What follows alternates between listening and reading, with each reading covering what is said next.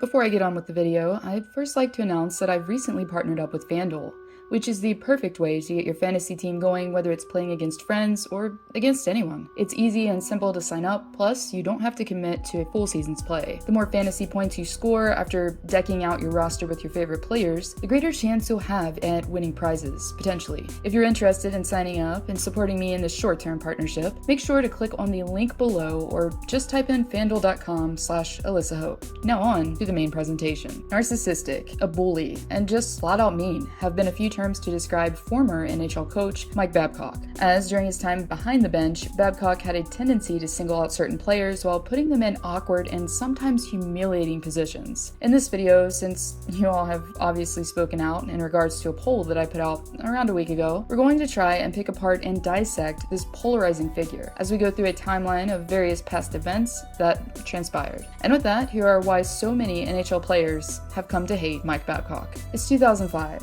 and Babcock has just been hired to be the newest bench boss in the Motor City, following a 2-season stint in Anaheim. The coach, who worked his way up from the WHL and AHL, was known to many as one who focused on skill and puck possession over brute strength and physicality. And for Detroit, who had a decorated roster with names such as Pavel Datsyuk, Steve Yzerman, and Nicklas Lidstrom, Babcock, coming in, had a plethora of talent to work with. But it was during his tenure in Hockeytown that several players began to see the real version of the coach, who led them to a Stanley Cup in 2008. Amongst one of the players to take the heat during Bab's time with the team was Johan Franzen, as a Swede who initially hadn't come forward about Babcock's treatment towards him, eventually did after former teammate Chris Chelios was the one to initially speak up on the famous hockey podcast Spittin' Chicklets. During his interview on the pod, Chelios unearthed troubling events that took place during the postseason of 2012 between player and coach. Was heard at the time of the playoffs. We lost to Nashville, and some of the things that he said to him on the bench, I don't know what he said to him behind closed doors, but he was blatantly verbally assaulting him during the game, Chelios says. It got to the point for Johan, no one really knew he was suffering with the concussion and depression. He just broke down and had a nervous breakdown, not only on the bench but after the game, and into the rooms in Nashville. It was probably the worst thing I've ever seen.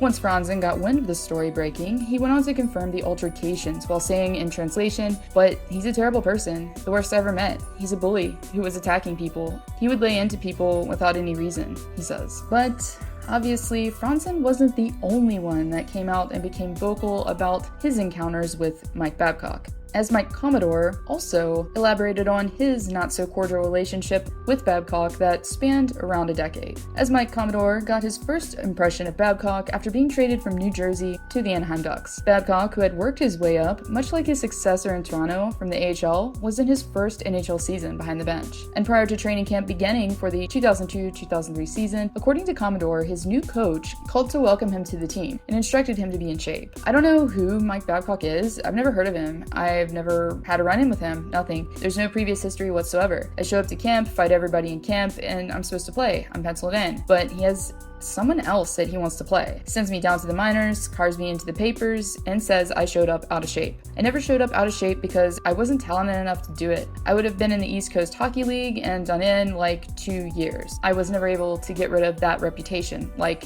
this guy doesn't work out, he says. After being sent down to play for the team formerly known as the Cincinnati Mighty Ducks, the defenseman midway through the season thought he had impressed Ducks management and assumed that he'd be playing in Columbus upon being called up. But as Commodore would soon find out, not all was as it seemed. They called me up and did a fat test on me. I'm not even playing in the game, and they do a fat test on me, a pinch test. For somebody that's done that test, it's very subjective. Somebody that you put in front of a magazine that's ripped out of their mind, you can make them like 5% body fat. You just grab 3 points where there's a little bit of extra skin. I've been playing 4 or 5 nights the whole first half of the year. I'm in great shape. I'm the exact same body weight, if not lighter, than when I was in training camp. I was always around 10 or 11% body fat.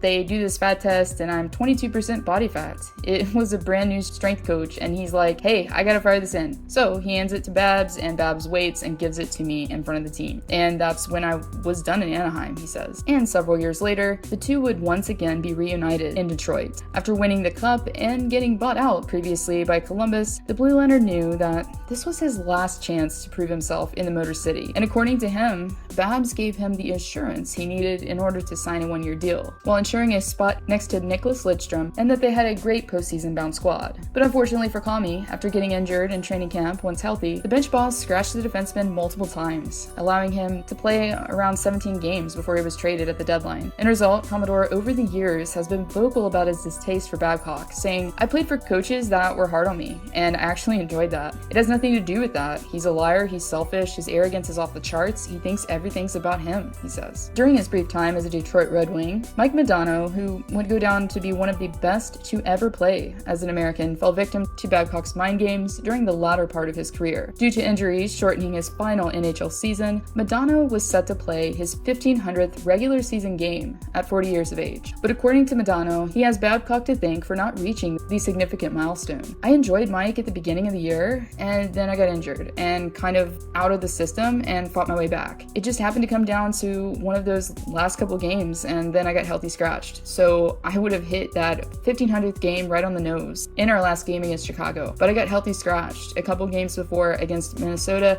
at home in Detroit, so I ended up with 1499. Yeah, it was a bitter pill. Still to this point, it would have been nice to finish on some sort of high note after that season I went through in Detroit. So yeah, it's a tough one. I'm kind of torn on that one. Some way that was his decision, and you've got to live with it for the rest of your life," he says. "I'm not confrontational, so I didn't really say anything at the moment. I think it kind of just reiterated to me that this is probably it. I'm just too mentally worn down to even do this anymore." In November of 2019, after being brought in several seasons earlier to Toronto, the hockey world immediately came to a standstill after these shocking allegations that Mike Babcock had abused his position of authority while putting a young superstar in a humiliating position. During Mitch Marner's rookie year, the forward described a puzzling exercise that his coach requested that he did that entailed ranking his teammates on a list by how hard they worked. And according to The Athletic, Marner ended up putting himself at the bottom of the list instead of one of his teammates. Once the Leafs organization found out about the questionable request, it eventually cost the coach his job in return. As for Marner though,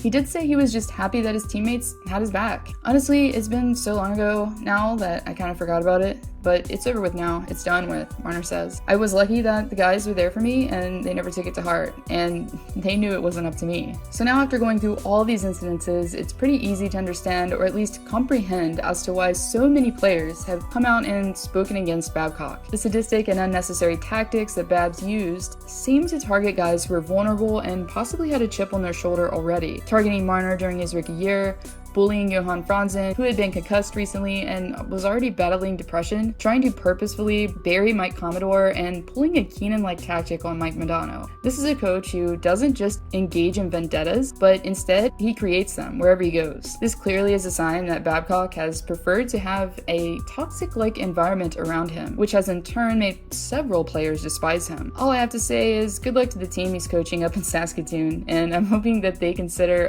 ongoing therapy, because they're going to need it.